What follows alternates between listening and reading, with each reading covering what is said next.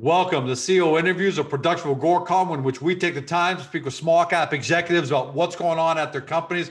With us today, happy to have for the first time on this company, on Xali Gold. We've had her before, but on Xali Gold, this is the first time we're having Joanne Fries. She's president CEO of the company. For those of you new to the story, that's going to be a lot of you because it's our first interview. Xali has assembled a Western Mexico project portfolio of gold assets and has developed a strategy for organic growth in order to fund their flagship project, their flagship gold project, El Oro, which is a prolific high-grade gold, silver epithermal vein system. To do that, they've acquired 3 gold and silver projects with near-surface exploration potential and near-term production potential. The El Dorado Gold and Silver Project, we're going to talk about it, the Cocula Gold Project, and they've an acquisition of the SDA plant, and we're going to talk about that. But the important thing is that these assets are being positioned to create near-term cash flow in order to develop the flagship El Oro Gold District. And that project covers, just to give you a little taste, 20 veins with past production and more than 57 veins in total, with approximately 6.4 million ounces of gold, 74 million ounces of silver reported to be produced from just 2 of these veins. Here to talk about is Joanne. Welcome back. Thank you very much, George. Great to be here. Hey, great to have you, because we haven't really seen this before, right? You've acquired several small projects in order to develop cash flow, in order to develop a flagship. It's very smart. We've never seen before. So first of all, how good is El Oro that it warrants this great strategy? Well, as you already commented, and I'll summarize myself, 8 million ounce gold equivalent came out of 2 veins.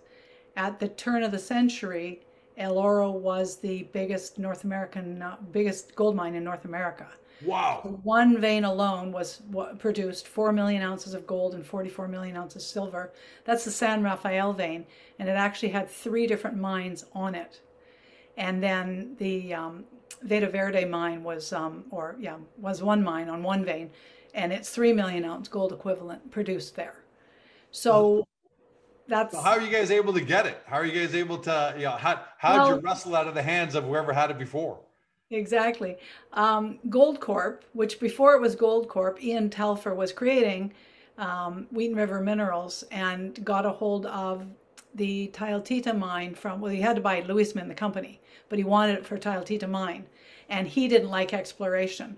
So he told his people to go find some good explorers and make sure they had a back in right. So in 2006, we sealed the deal. 2007, we started working. We drilled underneath 4 systems and discovered that gold and silver were continuing at depth. Historically, wow, it was thought that 200 meters was the extent of verticality in these systems, but we showed that it wasn't. And then they had a back in right. So we had to spend, of the first 5 million we had to spend, a bunch of that was in around the surrounding area, which is where they would back in. And then we renegotiated so they couldn't back into the historic. And eventually we spent $10 million and got 70% interest. And then when Gold Corp, of course, was operating and reducing activities in Mexico, we got the rest of it for some shares. So we've owned 100% of it for a little while now. So you take us through the acquisitions and where you need to get to in order to get El Oro to where you need it to be. But let's take us through these acquisitions and their status. The first one is the El Dorado Gold Silver Project. And there you've acquired the rights to the El Dorado Gold and Silver historic mines. Give us the situation there. Well, first of all, what happened is people who owned the SDA plant contacted a fellow, Matthew Melnick, who's now our director of operations, and suggested that he get involved with them because he had worked for a company called Vein Minerals that actually built the SDA plant. And from gold prices of under $900 an ounce through about $1,600, they had revenues of $1 million to $3 million a year. And so the idea was to pick up where they left off and do the same and just have mill feed from several different projects, which, historic mines. but by 43-101, no existing resources. And so they came to me, and Matt joined us, and we acquired the SDA. Now we're acquiring it with shares, so in staged payments. But we're acquiring various exploration and known mining projects that can feed the plant, make sure we have revenues, and then we can turn around and spend that money developing El Oro. Well, first of all, making more discovery. So how soon would you be on El Dorado, for example, to starting to create the cash flows necessary as part of the big overall strategy? Yeah, exactly. We're just applying for the drilling permits initially, and with that, we'll be able to do bulk sampling. And we're expecting it to be about 1 month, I'm hearing now, to get drilling permits. Okay. And so we know it produced a certain amount already. We could just go in there and start doing, well, we will with bulk sampling, but we didn't want to do too much work without some drilling as well, because they've got some really nice high grades. And so the idea is get the drilling program within let's say within a month or two, get drilling on there, and then find out. We've got 4 veins that are very close together that have very high grades in similar area. So in fact, you don't have to just follow one vein. You could drift across and actually mine out from 4 veins from the same working, so to speak. Wow. And so, yeah. But it sounds like you're going to be able to get to revenue cash flow there pretty quickly. We believe so. It's been a while already, and it's been slow with some of the permitting, but it's starting to pick up. And we've got our handle on well, we've got all the various things we need, ejido agreements and things like that. So yes. And then you've also got the, correct me if I'm wrong, the Cocula Gold Project, which is a profit sharing agreement. Exactly, Cocula. So the whole idea, Matt's strategy when he came to me was not us trying to raise too much money to buy all these acquisitions, but get into them for either profit sharing or NSR agreements. So El Dorado is an NSR agreement with some max contributions or buyout. And then the others are profit share so far.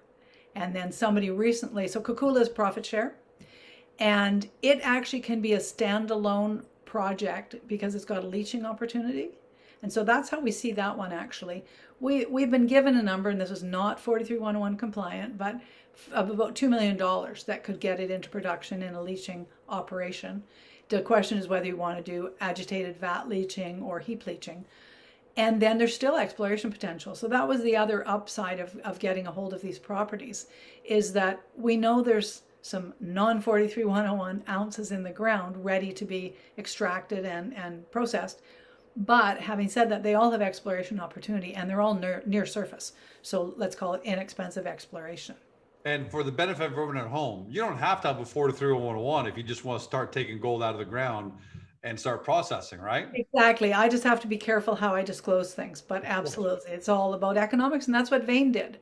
As I said, over a 6-7 year period, they had production, revenues of $1 million to $3 million from either projects they had deals on, or also some groups just coming to them as sort of a toll mill situation.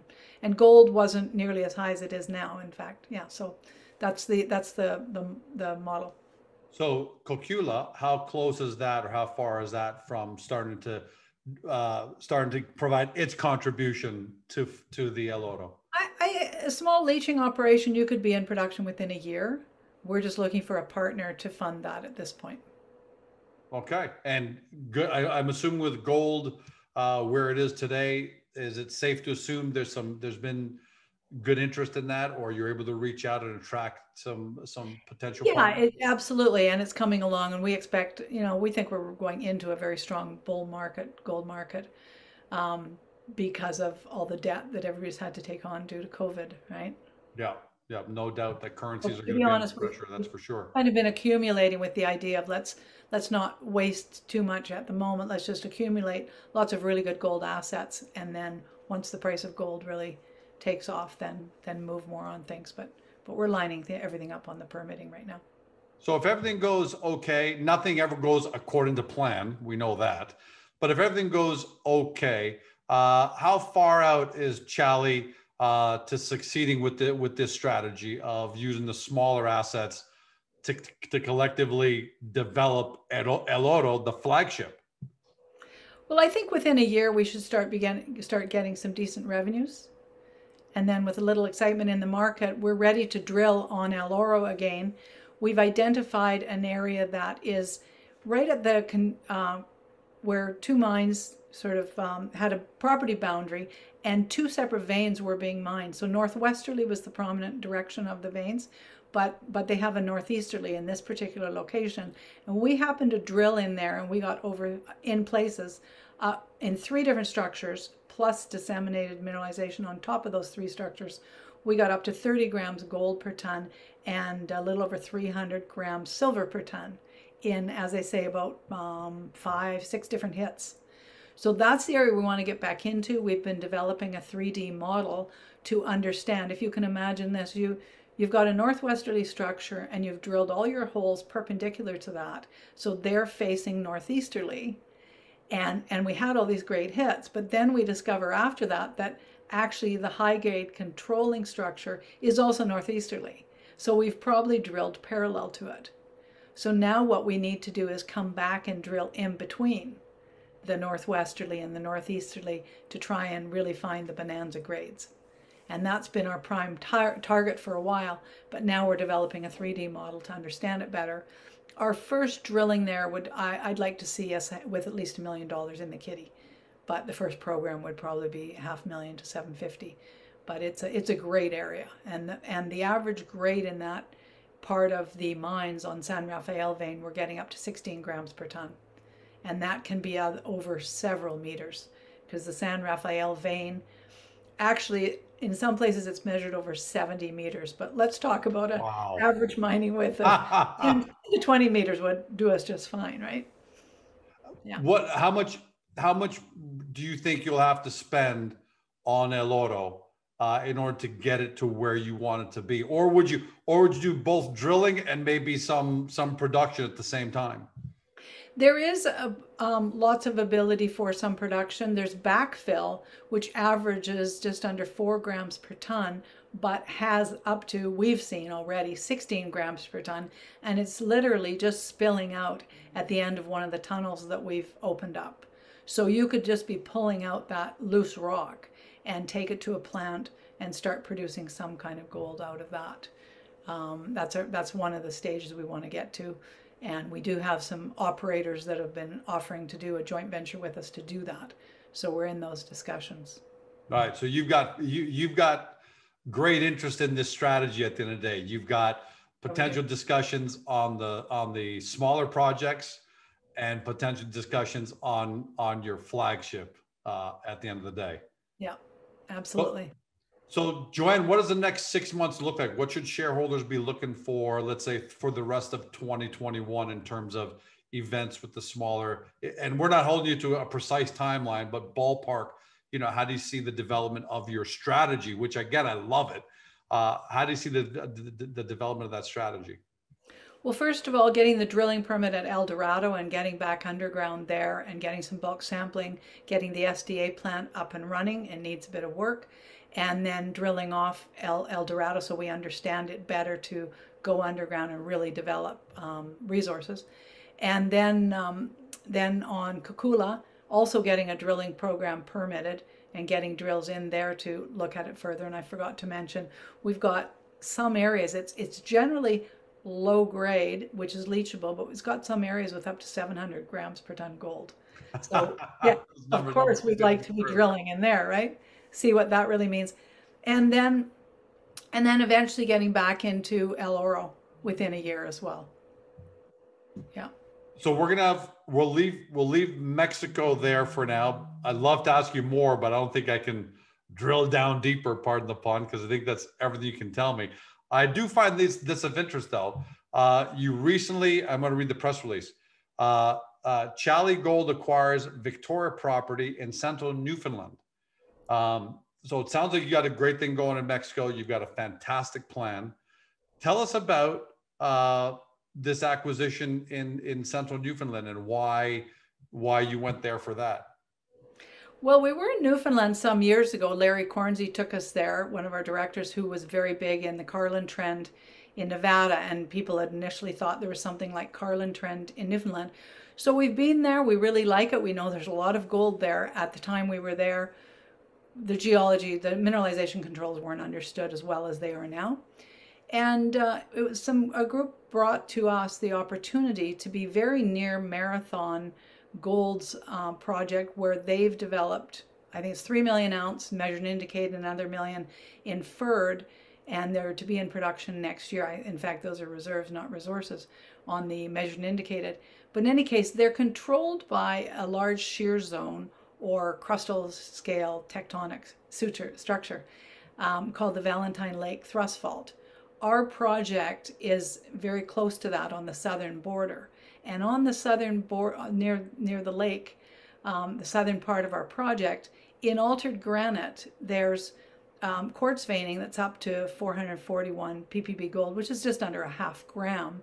But in addition to that, there's 66 and 10 grams per ton gold found in till nearby.